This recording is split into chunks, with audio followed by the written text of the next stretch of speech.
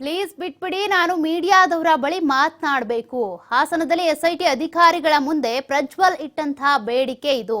ಬಿಡಿ, ನನ್ನ ಸಾಧನೆ ಹೇಳಬೇಕು ಅಂತ ಹಠ ಮಾಡಿದ್ರಂತೆ ಪ್ರಜ್ವಲ್ ರೇವಣ್ಣ.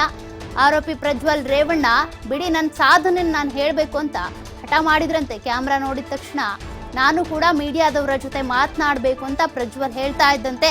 ಅವೆಲ್ಲ ಆಗೋದಿಲ್ಲ, ನಡೆಯಪ್ಪ ರಾಜ ಅಂತ ಎಸ್ಐಟಿ ಅಧಿಕಾರಿಗಳು ಕರ್ಕೊಂಡು ಹೋಗಿದ್ದಾರೆ. ನಾನು ಕ್ಯಾಮ್ರಾದೊಂದಿಗೆ ಹೋಗಬೇಕು, ಎದುರುಗಡೆ ಮಾತನಾಡಬೇಕು, ಮೀಡಿಯಾದವ್ರ ಜೊತೆ ಮಾತನಾಡಬೇಕು ಅಂತ ಹೇಳಿದಂಥ ಸಂದರ್ಭದಲ್ಲಿ 1 ನಿಮಿಷ ಕಾಲಾವಕಾಶ ಕೊಟ್ಬಿಡಿ, ನಾನು ಮಾತಾಡ್ಕೊಂಡು ಬರ್ತೀನಿ, ಮಾಡಿದಂಥ ಘನಂದಾರಿ ಸಾಧನೆ ಇದೆಯಲ್ಲ ಅದ್ರ ಬಗ್ಗೆ ಹೇಳ್ಬಿಟ್ಟು ಬರ್ತೀನಿ ಅಂತ ಆರೋಪಿ ಪ್ರಜ್ವಲ್ ಹೇಳಿದಂಥ ಸಂದರ್ಭದಲ್ಲಿ ಕಸ್ಟಡಿಯಲ್ಲಿದ್ದಾಗ ಮಾತನಾಡುವಂತಿಲ್ಲ ಅಂತ ಎಸ್ಐಟಿ ಅಧಿಕಾರಿಗಳು ಕಟ್ಟಪ್ಪಣೆಯನ್ನ ಕೊಟ್ಟಿದ್ದಾರೆ.